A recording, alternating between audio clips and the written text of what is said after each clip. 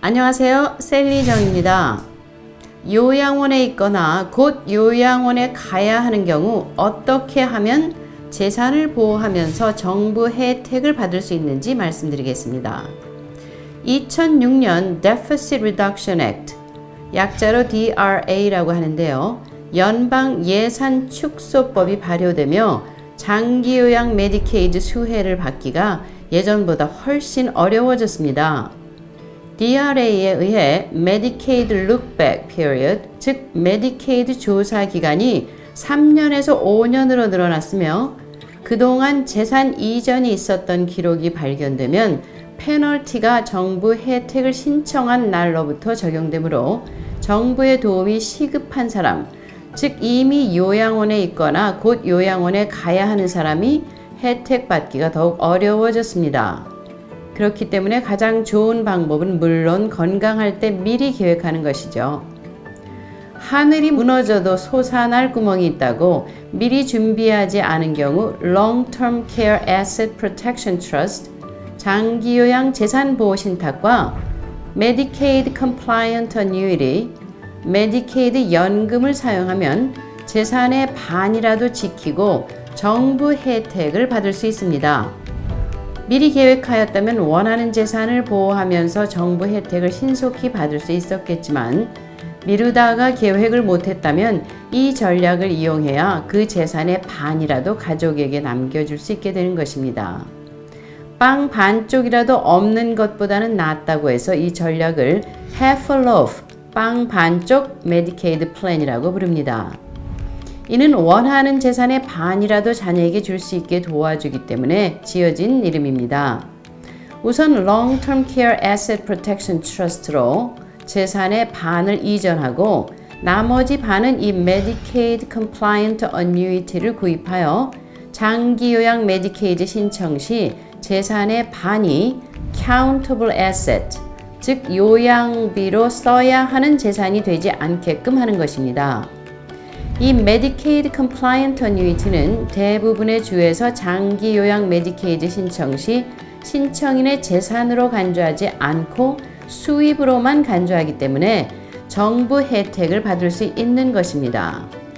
5-year lookback, 즉 메디케이드 신청 5년 이내에 신탁으로 이전한 것을 포함한 재산 이전이 있었을 경우 그 재산의 가치만큼 벌금이 부과되어 요양원에 입소한 후 그 페널티 기간 동안은 메디케이드 혜택을 받을 수 없기 때문에 이 어뉴이티를 통해 그 동안만 장기 요양비를 충당하게 됩니다. 이 어뉴이티는 페널티 기간이 끝나면서 종료되어 그 후부터 연금 지급이 없기 때문에 수입이 더 이상 없고 Long-Term Care Asset Protection Trust를 통해 자녀에게 증여한 재산은 페널티에서 벗어나 신청인 재산으로 간주되지 않으므로 정부 혜택을 받을 수 있게 되는 것입니다.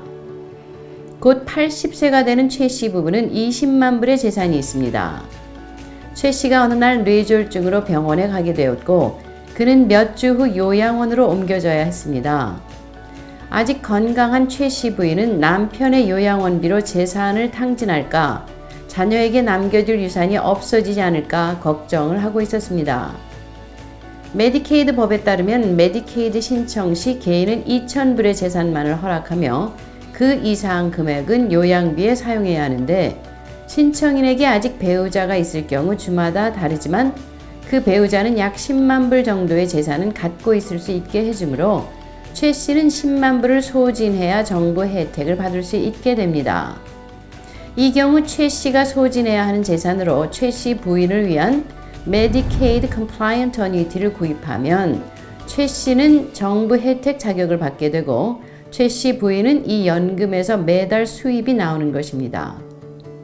혼자가 된 80의 임 씨는 17만 불의 재산이 있었고 요양원 한 달 비용은 9,000불이었습니다.